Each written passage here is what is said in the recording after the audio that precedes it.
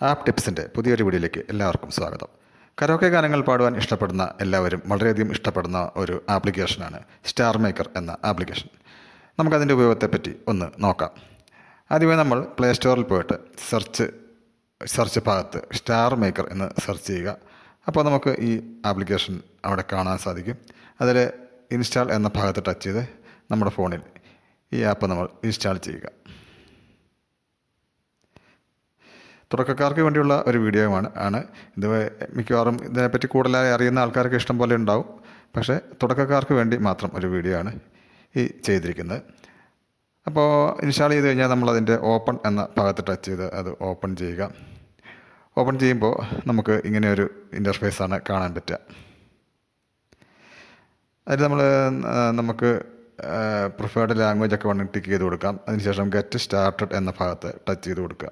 അപ്പോൾ നമ്മൾ ഏത് വഴിയാണ് ലോഗിൻ ചെയ്യുന്നത് എന്ന് ചോദിക്കും. ഫേസ്ബുക്ക് അല്ലെങ്കിൽ നമ്മുടെ ഗൂഗിൾ അക്കൗണ്ട് വഴിയൊക്കെ നമുക്കിതിൽ ലോഗിൻ ചെയ്യാൻ പറ്റും. ഞാനിവിടെ ഗൂഗിൾ അക്കൗണ്ട് ഉപയോഗിച്ച് ലോഗിൻ ചെയ്യുന്ന വിധമാണ് കാണിച്ചിരിക്കുന്നത്.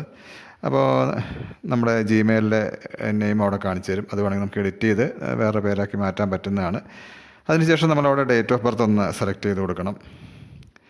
അതിനുള്ള ഭാഗമുണ്ട്. അതിൽ നമ്മൾ ആ ഡേറ്റും ഡേയും എല്ലാം ഇയറൊക്കെ സെർച്ച് ചെയ്യുക. അതിനുശേഷം സേവ് ചെയ്യുക. അതിനുശേഷം നമ്മൾ മെയിൽ ഫീമെയിൽ തുടങ്ങിയ കാര്യങ്ങളൊക്കെ ടച്ച് ചെയ്ത് അതും സേവ് ചെയ്യുക. പിന്നെ നമുക്ക് ഒരു പ്രൊഫൈൽ പിക്ചർ വേണേൽ ആഡ് ചെയ്യാം. ഒന്നുകിൽ ഒരു ഫോട്ടോ എടുക്കാം, അല്ലെങ്കിൽ നമ്മുടെ ഗാലറിയിലുള്ള ഒരു ഫോട്ടോ സെലക്ട് ചെയ്തിട്ട് അത് നമ്മുടെ പ്രൊഫൈൽ പിക്ചറായിട്ട് ആഡ് ചെയ്യാം. അതും ചെയ്ത് സേവ് എന്ന് കൊടുക്കുക. അപ്പോൾ നമ്മുടെ ഏകദേശം കംപ്ലീറ്റ് ആയിട്ടുണ്ട്. അപ്പോൾ നമ്മുടെ ഏജ് ഒന്ന് കാണിക്കും, അതൊന്ന് കൺഫേം കൊടുക്കുക.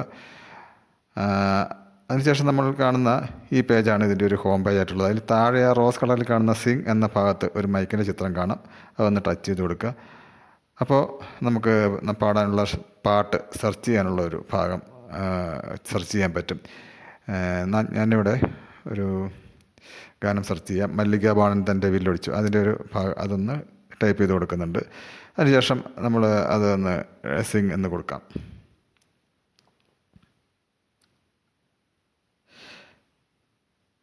അതിന് കുറച്ച് പെർമിഷനൊക്കെ ചോദിക്കും. നമ്മൾ ആദ്യമായിട്ട് ഇൻസ്റ്റാൾ ചെയ്ത് കഴിയുമ്പോൾ അതൊക്കെ ഓക്കെ കൊടുക്കുക.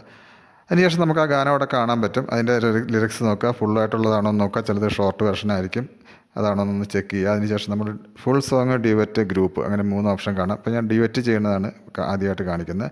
ഡ്യുവറ്റ് എന്ന ഭാഗത്ത് ടച്ച് ചെയ്താൽ ഈ പാട്ട് തന്നെ പലരും മുമ്പ് പകുതി പാടി വെച്ചിട്ടുള്ള ഡ്യുവറ്റിൻ്റെ ഭാഗം നമുക്ക് കാണാൻ പറ്റും. അതിൽ നമുക്ക് വേണമെങ്കിൽ ജോയിൻ കൊടുത്തിട്ട് ജോയിൻ ചെയ്യാം.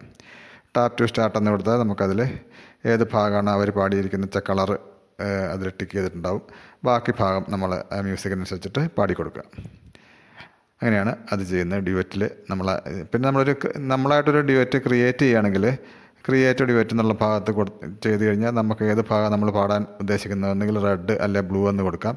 കസ്റ്റം ആണെങ്കിൽ നമുക്ക് ഇഷ്ടപ്പെട്ട വരികൾ മാത്രം നമുക്ക് ടച്ച് ചെയ്ത് കൊടുത്തുകൊണ്ട് നമുക്കങ്ങനെ ഒരു ഡ്യുവറ്റ് ക്രിയേറ്റ് ചെയ്യാനും സാധിക്കും. ഇനി ഇവിടെ ഒരു ഫുൾ സോങ് ചെയ്യണത് നോക്കാം. അപ്പോൾ നമ്മളതിൽ ഫുൾ സോങ് എന്ന ഭാഗത്ത് ടച്ച് ചെയ്തതിന് ശേഷം സ്റ്റാർട്ട് കൊടുത്തു കഴിഞ്ഞാൽ ഇങ്ങനെ ഒരു ഇൻ്റർഫേസ് വരും. അവിടെ നമുക്ക് പിച്ച് കൂട്ടോ കുറയ്ക്കുകയൊക്കെ ചെയ്യാം. മൈനസിൽ ഞെക്കിയാൽ കുറയും, ഈ ഭാഗത്ത് പ്ലസിൽ ഞെക്കിയാൽ പിച്ച് കൂട്ടി വയ്ക്കാൻ സാധിക്കും. അങ്ങനെയുള്ള ഒരു ഓപ്ഷൻ അവിടെ നമുക്ക് കാണാൻ പറ്റും. അതിനുശേഷം നമ്മൾ എന്താ ചെയ്യുന്നത് വെച്ചാൽ നമ്മളൊന്ന് റീസ്റ്റാർട്ട് കൊടുക്കുക. വലതുവശത്തുള്ള വളഞ്ഞ ആരോ മാർക്ക് ടച്ച് ചെയ്താൽ ഈ പാട്ട് വീണ്ടും റീലോഡാവും. അതിനുശേഷം നമ്മൾ ആ മ്യൂസിക്കിനനുസരിച്ചിട്ട് ആ പാട്ട് ബാക്ക്ഗ്രൗണ്ട് മ്യൂസിക് ശ്രദ്ധിച്ച് അതിൽ പാടിക്കൊടുക്കുക. പാടാനുള്ള ഭാഗം നമുക്ക് മ്യൂസിക്കിനോട് കൂടിയിട്ട് അതിൻ്റെ വരികൾ ഇങ്ങനെ ഹൈലൈറ്റ് ചെയ്ത് കാണിക്കും. അത് നോക്കണ്ട, നമ്മൾ മ്യൂസിക്കിനനുസരിച്ചിട്ട് ആ കറക്റ്റ് ടൈമിങ്ങിൽ തന്നെ പാടിയതിന് ശേഷം ആ അടിഭാഗത്തുള്ള ഏറ്റവും അടിയിൽ വലത് ഭാഗത്തേക്ക് കാണുന്ന താഴേക്കുള്ള ആരോ മാർക്ക് ടച്ച് ചെയ്താൽ അതൊരു ഡ്രാഫ്റ്റായിട്ട് സേവ് ആവുന്നതാണ്. അപ്പോൾ നമുക്ക് ഡ്രാഫ്റ്റിൽ നമുക്ക് ആ പാട്ട്, നമ്മൾ പാടിയ പാട്ട് ഡ്രാഫ്റ്റ് എന്ന ഭാഗത്ത് നമുക്ക് കാണാൻ വേണ്ടി സാധിക്കും. അപ്പോൾ നമ്മൾ വീണ്ടും ആ ഹോം പേജിൽ പോയിട്ട് ഇതുണ്ടോ ഡ്രാഫ്റ്റ്, ആ മൈക്കിൻ്റെ ചിത്രം അതിൽ ടച്ച് ചെയ്താൽ ആ പാട്ട് അവിടെ കിടക്കുന്നുണ്ടാവും. അവിടെ നമ്മൾ വീണ്ടും പോസ്റ്റ് ചെയ്യുകയാണെങ്കിൽ ആ പാട്ട് നമ്മൾ പോസ്റ്റ് ചെയ്യാം. അതിന് മുമ്പ് നമുക്കൊന്ന് കേട്ട് നോക്കാം. കേട്ട് നോക്കിയിട്ട് അവിടെ നമുക്ക് ചില സെറ്റിങ്സ് ഒക്കെ ചെയ്യാൻ പറ്റും. വോയിസ് മ്യൂസിക് ഇതിൽ ഏതാണ് കൂട്ട് കുറയ്ക്കുകയൊക്കെ വേണ്ടെന്ന് നോക്കിയിട്ട് നമുക്ക് വോയിസ് ഭാഗം കൂട്ടി വെക്കാം. അതുപോലെ നമുക്ക് മ്യൂസിക്കിൻ്റെ ഭാഗം കൂട്ട് കുറയ്ക്കുക. അങ്ങനെ നമ്മുടെ ഏകദേശം നമുക്കൊരു കംഫർട്ടായ രീതിയിൽ അത് ചെയ്യാം. അതിനുശേഷം നമുക്കവിടെ കുറച്ച് സൗണ്ട് എഫക്റ്റുകൾ സെലക്ട് ചെയ്യാനുള്ളൊരു ഭാഗം കാണാം മോൾ ഭാഗത്ത്. അതിൽ കുറേ സൗണ്ട് എഫക്റ്റുകളുണ്ട്. അതിൽ ഞാൻ സാധാരണയായിട്ട് യൂസ് ചെയ്യുമ്പോൾ എനിക്ക് കംഫർട്ടായിട്ട് തോന്നിയത് സ്റ്റുഡിയോ എന്നുള്ളൊരു എഫക്റ്റും അതുപോലെ കരോക്കെ പിന്നെ എക്കോ എന്ന ഒരു എഫക്റ്റുണ്ട്. അതൊക്കെ അത്യാവശ്യം നല്ലൊരു എഫക്റ്റായിട്ടാണ് എനിക്ക് തോന്നിയിട്ടുള്ളത്. നിങ്ങൾക്ക് നോക്കിയിട്ട് ഓരോന്നിനും ടച്ച് ചെയ്താൽ നമുക്ക് ആ എഫക്റ്റ് വെച്ചിട്ട് നമ്മുടെ പാടിയ പാട്ട് കേൾക്കാൻ പറ്റും. അത് ഏതാണെന്ന് കൺഫേം ചെയ്തതിന് ശേഷം നമ്മൾ നെക്സ്റ്റ് കൊടുക്കുക. അപ്പോൾ ഇങ്ങനെ ഒരു പേജ് കാണാം. അവിടെ നമുക്ക് എന്തെങ്കിലും ഈ പാട്ടിനെ പറ്റി ടൈപ്പ് ചെയ്യാനുണ്ടെങ്കിൽ what is on your mind എന്ന് കാണാം. അവിടെ ടച്ച് ചെയ്തതിന് ശേഷം നമുക്ക് ആ പാട്ടിനെ പറ്റി എന്തെങ്കിലും ഒന്ന് ടൈപ്പ് ചെയ്ത് കൊടുക്കാം.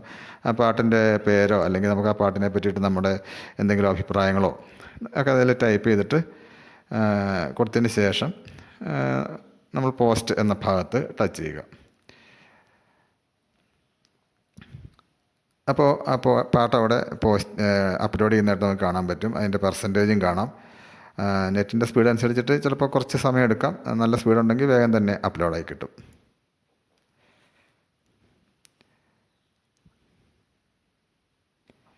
ഞാൻ ആദ്യം തന്നെ പറഞ്ഞു തുടക്കക്കാർക്ക് വേണ്ടിയുള്ള ഒരു വീഡിയോ ആണ്. ഇതിനെപ്പറ്റി കൂടുതൽ അറിയുന്ന ആൾക്കാർ ഇഷ്ടം പോലെ ഉണ്ടാകും. കാരണം വളരെയധികം ആൾക്കാർ ഉപയോഗിക്കുന്ന ഒരു ആപ്പാണ് ഇത്.